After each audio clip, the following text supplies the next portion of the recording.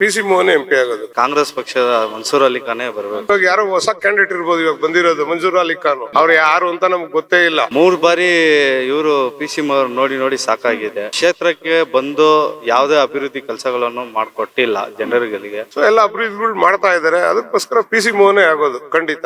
5 ವರ್ಷಕ್ಕೆ ಒಂದ್ಸಲ ನೋಡೋದೇ ಕಷ್ಟ ಅವ್ರನ್ನ.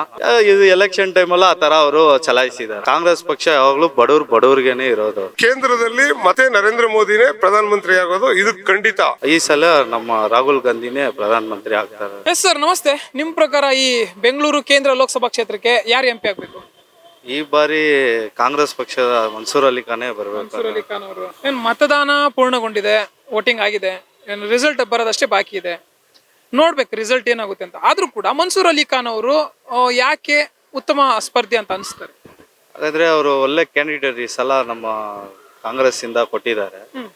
3 ಬಾರಿ ಇವರು PC ಮೋಹನ್ ನೋಡಿ ಸಾಕಾಗಿದೆ. ಇನ್ನೊಂದು ಅವರು ಕ್ಷೇತ್ರಕ್ಕೆ ಬಂದು ಯಾವುದೇ ಅಭಿವೃದ್ಧಿ ಕೆಲಸಗಳನ್ನು ಮಾಡಿಕೊಟ್ಟಿಲ್ಲ ಜನರುಗಳಿಗೆ.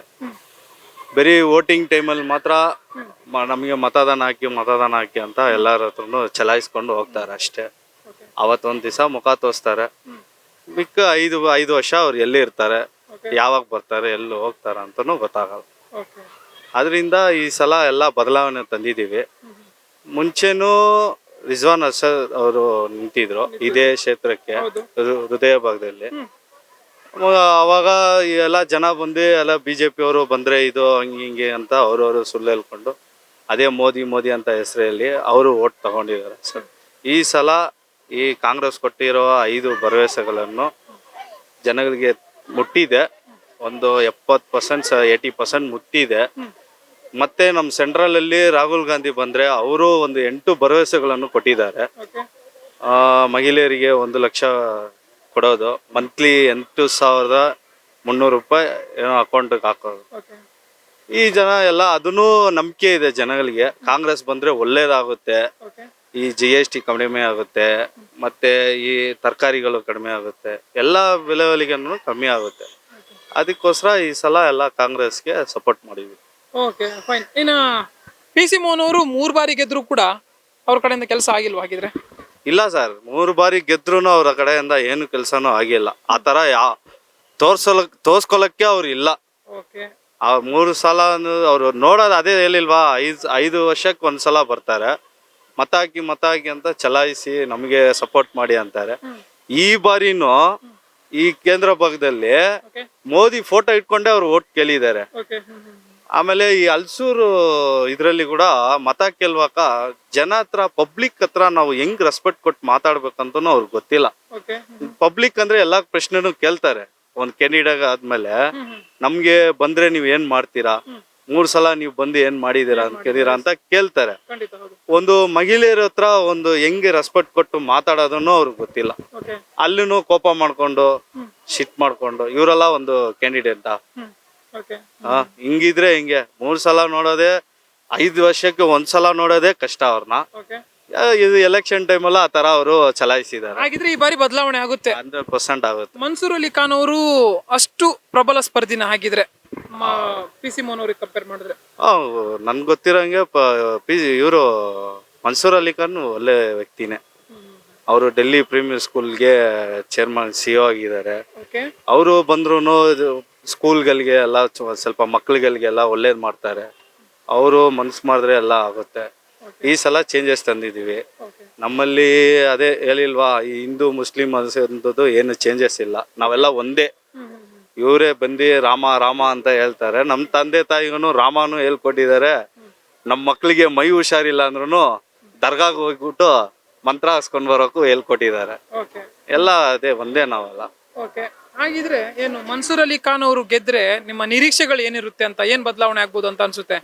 ಹೇಗಂದ್ರೆ ಇವಾಗ ಇವರು 3 ಸಲ PC ಮೋಹನ್ ಬಂದು ಏನ್ ಅಭಿವೃದ್ಧಿ ಮಾಡಿಲ್ವೋ, ಇವ್ರ ಜನ ಹತ್ರ ಬಂದು ಅವ್ರ ಸಮಸ್ಯೆಗಳು ಏನಂತ ತಿಳ್ಕೊಂಡು ಆ ಸಮಸ್ಯೆಗಳನ್ನ ಮಾಡಿಕೊಟ್ರೆ ಇನ್ನೂ ಅವರು ಒಳ್ಳೆ ಹೆಸರು ತೆಗಿಬೋದು. ಅವರು ಇವಾಗಲೂ ಚೆನ್ನಾಗಿ ಇದು ಮಾಡುತ್ತಾರೆ. ಫೈನ್. ಇನ್ನು ದೇಶಕ್ಕೆ ಪ್ರಧಾನ ಮಂತ್ರಿ ಯಾರಾಗಬೇಕು ಅಂತೀರಾ?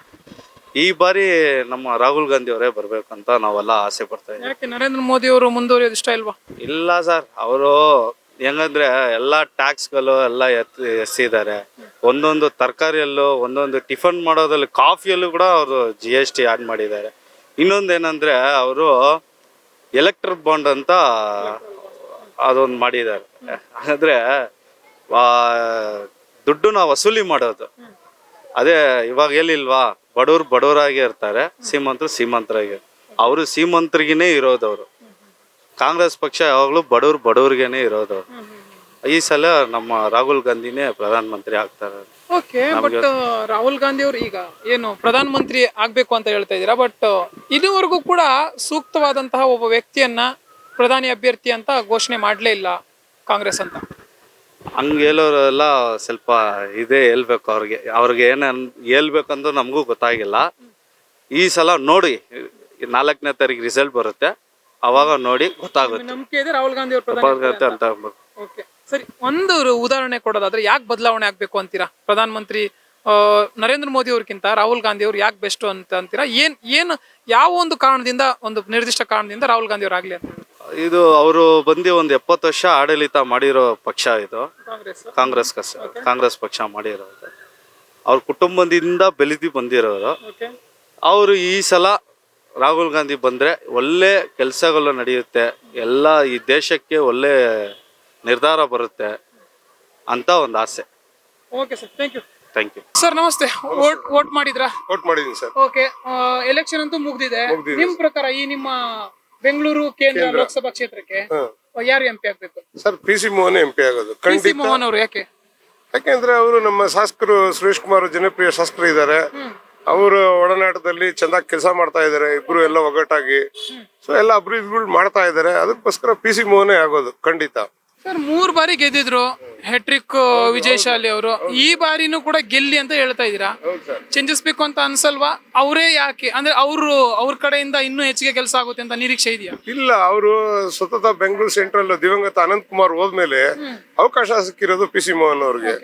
ಅವ್ರ ಅವಕಾಶ ಸಿಕ್ಕಿದಾಗಿಂದ ಅವರು ಸತತ ಎಲ್ಲಾ ತರ ಕೆಲ್ಸಗಳು ಮಾಡ್ಕೊಂಡು, ಜನರ ಅಭಿವೃದ್ಧಿ ಕೆಲಸ ಮಾಡ್ಕೊಂಡು, ನಮ್ಮ ಶಾಸಕರ ಜೊತೆಯಲ್ಲಿ ಇಬ್ರು ಒಗ್ಗಟ್ಟಾಗಿ ಸೇರಿ ಕೆಲಸ ಮಾಡ್ತಾ ಇದ್ದಾರೆ. ಸೊ ಹಾಗಾಗಿ ನಮ್ಗೆ ಇವಾಗ ಯಾರೋ ಹೊಸ ಕ್ಯಾಂಡಿಡೇಟ್ ಇರ್ಬೋದು. ಇವಾಗ ಬಂದಿರೋದು ಮಂಜೂರ್ ಅಲಿ ಖಾನ್, ಅವ್ರು ಯಾರು ಅಂತ ನಮ್ಗೆ ಗೊತ್ತೇ ಇಲ್ಲ. ಸೊ ನಮ್ಗೆ PC ಮೋಹನ್ ಆದ್ರೆ ನಾವು ಇರೋ ಕಡೆ ಅವರು ಇರ್ತಾರೆ, ಅವ್ರು ಇರೋ ಕಡೆ ನಾವು ಇರ್ತೀವಿ. ಇನ್ನು ಬೆಂಗಳೂರು ಸೆಂಟ್ರಲ್ ಇನ್ನು ಅಭಿವೃದ್ಧಿ ಆಗಕ್ಕೆ ಒಳ್ಳೆ ಅವಕಾಶ ಇದೆ ಸರ್.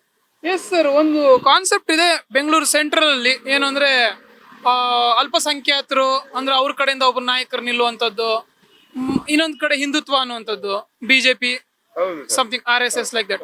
ಆ ತರ ಇರೋ ಕಾರಣ ನೀವು ಆ ಪಾಯಿಂಟ್ ಆಫ್ ವ್ಯೂ ಅಲ್ಲಿ ನೋಡಿ ವೋಟ್ ಹಾಕ್ತಾ ಇರುವಂತದ್ದು, ಅಥವಾ ಅವರನ್ನ PC ಮೋಹನ್ ಅವ್ರನ್ನ ಬೆಂಬಲಿಸ್ತಾ ಇರುವಂತದ್ದು, ಅಥವಾ ಇಲ್ಲ ಈ ವ್ಯಕ್ತಿ ಕೆಲಸ ಮಾಡ್ತಾರೆ ಅಂತ ಗೆಲ್ಲಿಸ್ತಾ ಇರುವಂತದ್ದು? ಸರ್, ವ್ಯಕ್ತಿ ಕೆಲಸನೂ ಮಾಡ್ತಾ ಇದ್ದಾರೆ.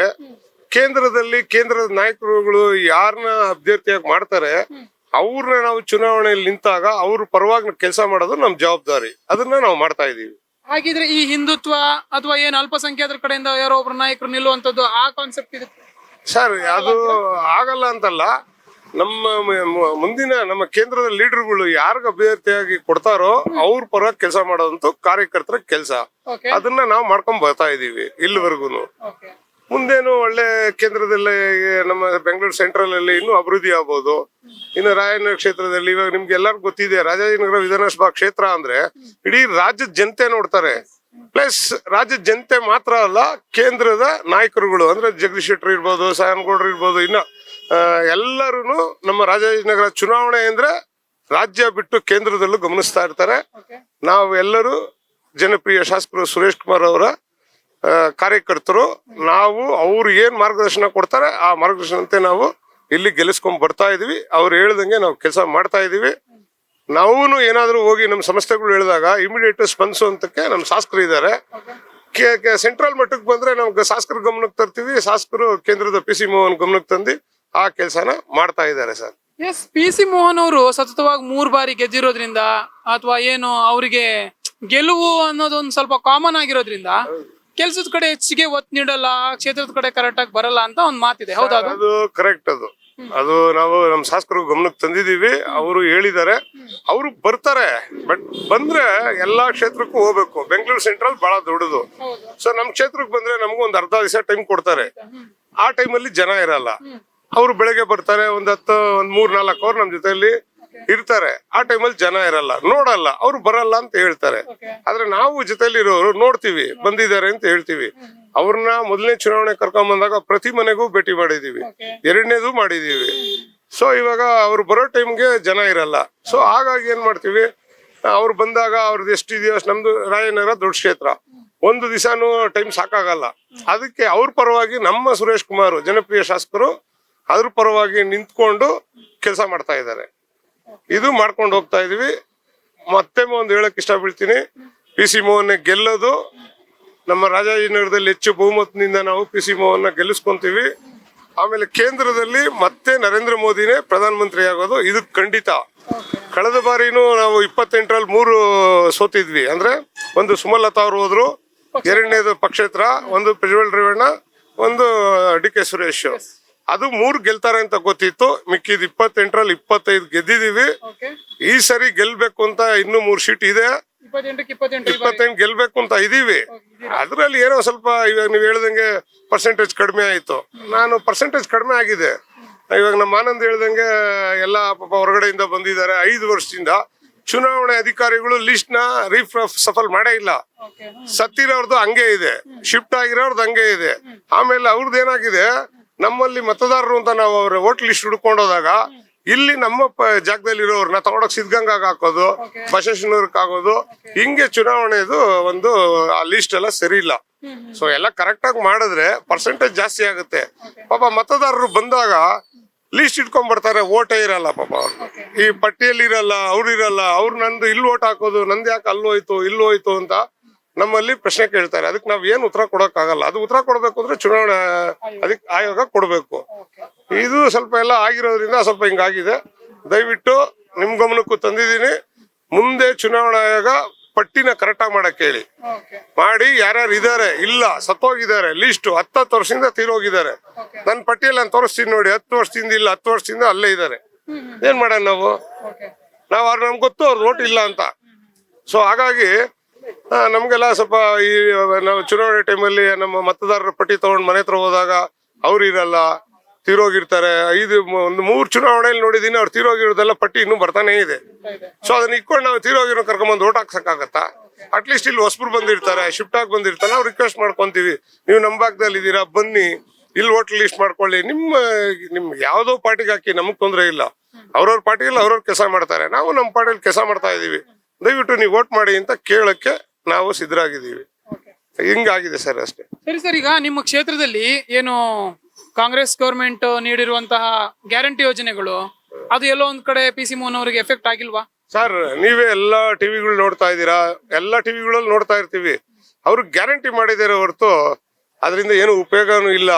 ಆಮೇಲೆ ಜನರಿಗೆ ಬಹಳ ಸಮಸ್ಯೆ ಆಗ್ಬಿಟ್ಟಿದೆ. ಆಮೇಲೆ ಎಷ್ಟೋ ಜನಕ್ಕೆ ಬರ್ತಾ ಇಲ್ಲ.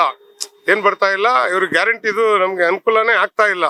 ಸೊ ಹಾಗಾಗಿ ಇದು ಗ್ಯಾರಂಟಿದು ಏನು ವರ್ಕೌಟ್ ಆಗಲ್ಲ. ಅಲ್ಲಲ್ಲಿ ಸ್ಥಳೀಕರು, ಪಾರ್ಟಿ ಕಾರ್ಯಕರ್ತರು ಹೆಂಗ್ ಕೆಲಸ ಮಾಡ್ತಾರೆ ಅದ್ರ ಮೇಲೆ ನಾಯಕರು ಗೆಲ್ತಾರೆ ಸರ್.